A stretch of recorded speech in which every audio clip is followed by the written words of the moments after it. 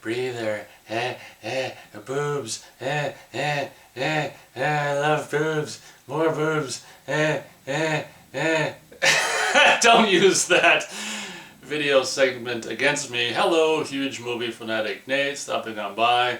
This time I'm coming at you to do a review for, I guess, I don't know, one of the, well, it's kind of billed even on the DVD cover here, the world's first comedy horror movie. I'm coming at you to review the movie from 1981, I believe. Yeah, 1981. I'm coming at you to review the film by the name of Student Bodies. Now this is basically the equivalent of what would happen in like the early 21st century when Scary Movie, when those movies would come out or whatever. They did Scary Movie and Scary Movie 2 and 3, I don't know. I think they did they do 4 Scary Movies?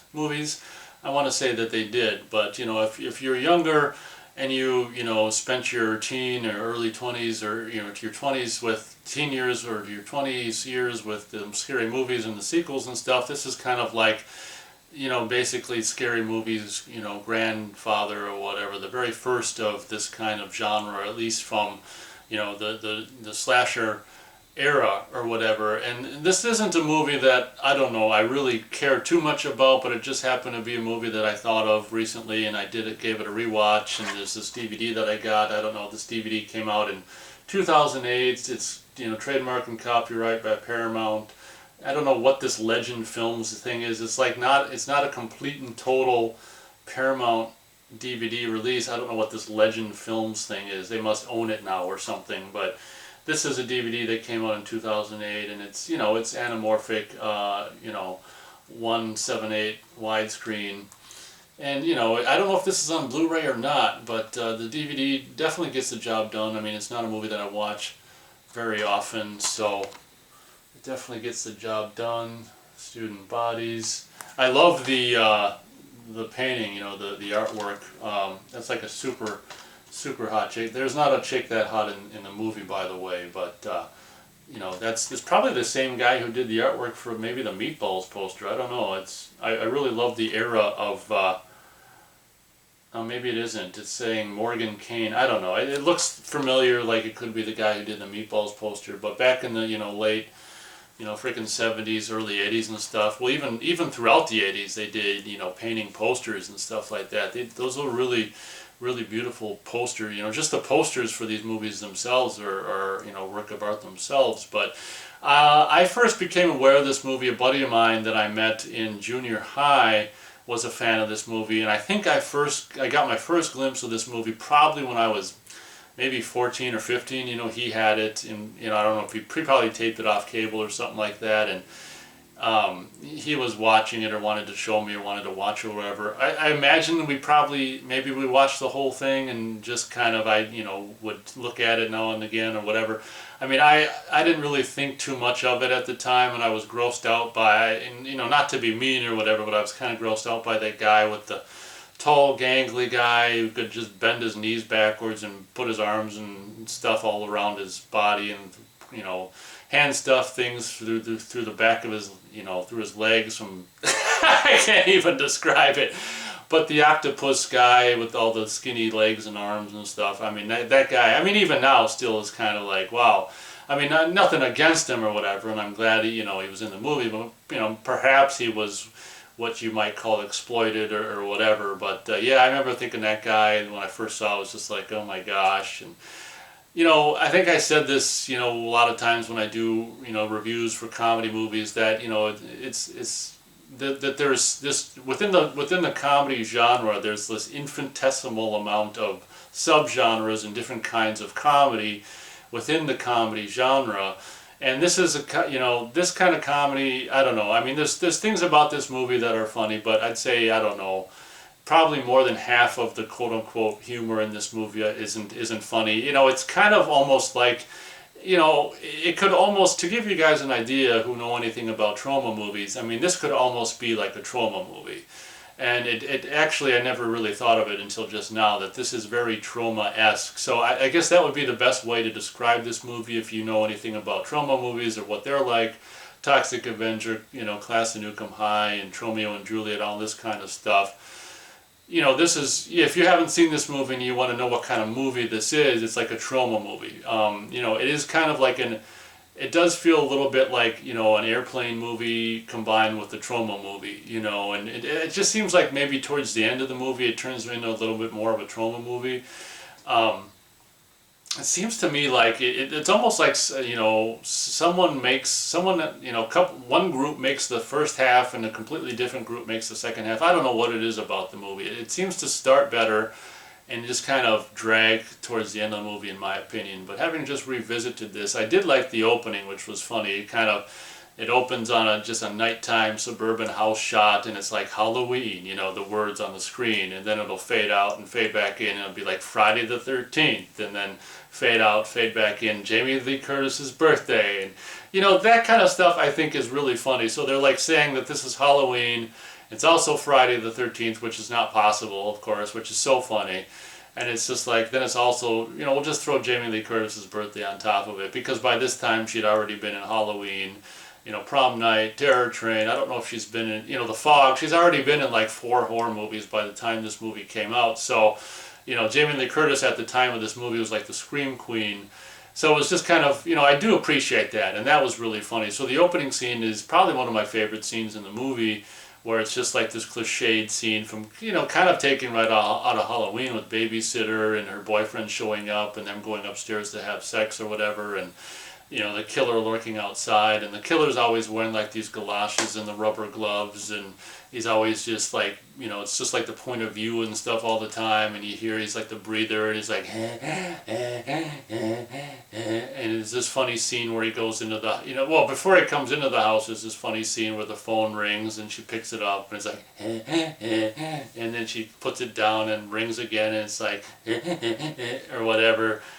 All right, or there's some joke where he's like, I said, I don't know how it went, but then there was like, she hangs it up again, and like it rings again, and there's this one really long ring, because, you know, well, you might not know if you're not old enough to have had, but even, yeah, whatever. So we'll just say, like, because in the old days, in the 80s, when a phone rang, it was like, bring, you know, bring. There's this one time where it's just like,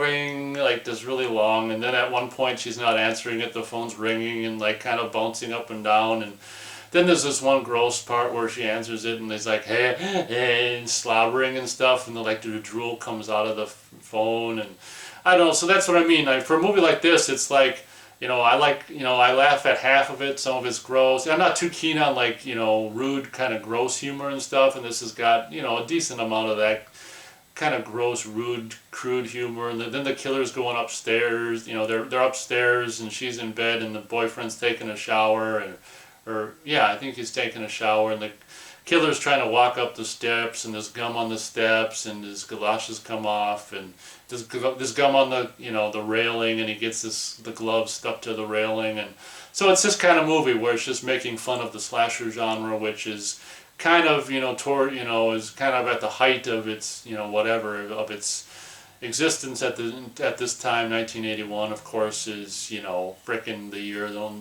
only the second Friday the 13th movie came out and stuff, and The Burning and other horror movies and stuff. So it's really interesting how this movie came out during the, you know, kind of the grand, like the climax or the heyday of, you know, early 80s slashers and stuff. And you know, I do appreciate it, being a fan of early 80s, you know, late 70s, early 80s slasher movies and stuff like that. I think it is enjoyable. I guess one of my complaints would be, since it's rated R anyway, I mean, you know, some TNA might have been enjoyable for, you know, us heterosexual males and stuff. I mean, it doesn't have any TNA. And even, you know, even have some, since it's rated R, have some, you know, gore. I mean, I guess the whole joke about the movie is that it doesn't have TNA and it doesn't have gore, because usually these kind of movies do. I guess that's the joke, I guess, probably. So I guess if they're going that route, then I guess I can understand not having TNA or gore. But it's kind of funny, because when the killer comes in the house or whatever, he opens this, you know, old desk thing or whatever, and he sees all these weapons like a gun and a noose. It's kind of like, you know, the Clue board game or something, a knife, a hangman's noose, a gun, a hatchet and stuff. And he's like, which one do I use? Decisions or whatever. and he goes to the paperclip and opens that up to make a stabbing weapon out of the paperclip. So I mean, see that, I think that's kind of funny. And he goes upstairs and he's like, while the boyfriend's taking a shower, she's in bed, and he goes, stabs her with the paperclip. And when the boyfriend comes out, he sees the girlfriend or whatever. Oh no, I don't think we see until her parents come home that she's got all these paper clips all over her face. And for whatever reason, the killer always puts kills the girl with some weapon, just goofy ass weapon, and then just puts the garbage bag over the boys, or the boy students, or the boys, the boyfriends, I guess, because basically this movie follows the premise of everyone who's about to have sex or whatever gets killed. I mean, I think pretty much every time there's a kill in this movie or whatever, quote unquote kill, it's when a boy and a girl go off to have sex or whatever, which is kind of funny because that's the premise in so many of the movies, slasher movies that were being released at the time or whatever. So throughout the movie, the killer will use a paperclip on the girl. You'll use like an eraser on the girl. I can't remember what other. A horse head, the famous horse head bookend.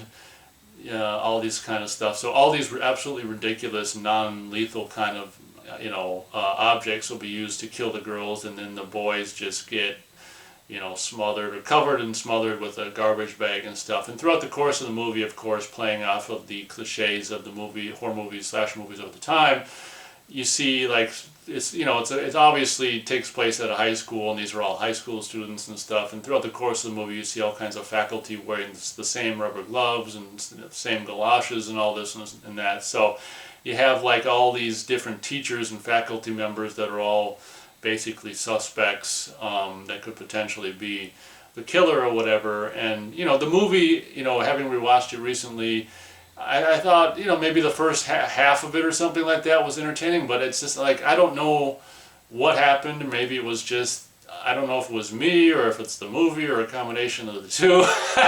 But when I watched it, I was just like, yeah, the first half was kind of creative, but it seems to just get almost just like sloppy towards the end, where it's just like they're not even trying anymore. And it's just like, I don't know, it just, it seemed like it wasn't really necessarily very funny as it went on. Maybe jokes were becoming more crude or rude or whatever. I don't know, but for me, the movie starts out better than maybe, I don't know, maybe it's only the first third of it that's really good. Come to think of it, I mean, well, I don't mean really good. I mean, this movie's never. For me, it's never really good, but what I'm saying is just the best part of the movie might just be, the first third or the first half of the movie, and then for me, like, the last half is just like, so, I mean, I guess possibly the breather thing gets a little old, and like the heavy breathing, and I don't know. I mean, like I say, you can probably take, half the jokes or half of the quote-unquote humor of this movie and just throw it out, and for my money, it's just, I don't know, I guess by the time you get halfway through it and stuff, maybe you're just sick of seeing these characters and these kind of gross characters like the principal and just the teachers and stuff. They're really portrayed in kind of a gross, manner, and, I don't know, I mean, and maybe the repetition of just the kids, boys and girls always going off to try to go somewhere private to have sex. Maybe it's just a little too repetitive or something. I don't know, but the movie's heart was in the right place or whatever. I just to me, like, Airplane is just pretty much from beginning to end just fun and whatever. And this movie is, like I say, it's. If you took a movie that was from the producers of Airplane and also like Lloyd Kaufman or whatever from Troma combined or whatever, and maybe Airplane people made the first half and Troma made the second half or whatever, that's what you'd get with Student Bodies. And incidentally, I do love the title, and the title's so great that it would be nice if it could be an actual horror movie of the same vein, maybe taking place in the early 80s, that you'd call Student Body. It's almost too good of a title to be a parody, really. I mean, Student Bodies would have been a great title for a slasher movie, just a straight, horror movie. of the early 80s, you know, and it's kind of a bummer in a way that this parody of a horror movie from the early 80s took that title, because I remember seeing the cover in the video stores when I was a kid, but I was disillusioned because I think it was always in the comedy section.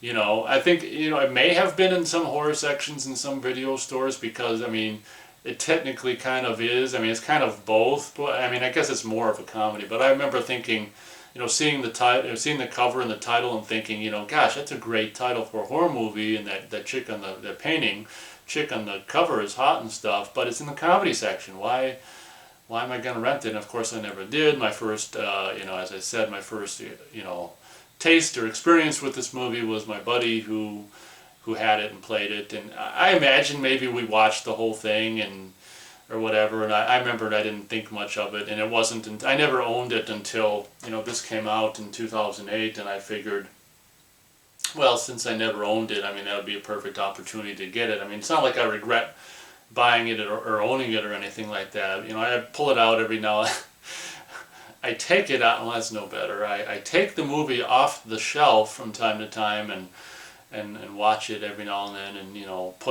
I put it back in my I put it back on the shelf afterwards, and it probably stays there for years and years and years, because for me it's not a movie that requires, you know, a whole hell of a lot of viewings or much attention to that lasts any particular amount of time or anything. My stars for this movie, oh my gosh, I guess we'll go as high as 2 stars out of 4 stars for Student Bodies. For me, maybe that's a little high, but I do, you know, I do like the first half or the first third. I appreciate what the movie tries to do. Being a huge fan of the movies that it's parodying, I do appreciate the attempt, and I think that in a lot of cases it succeeds. And there's this one funny line back and forth between 2 of the main characters towards the beginning of the movie, where it's just like the killer, they're talking to each other. The killer could be somebody.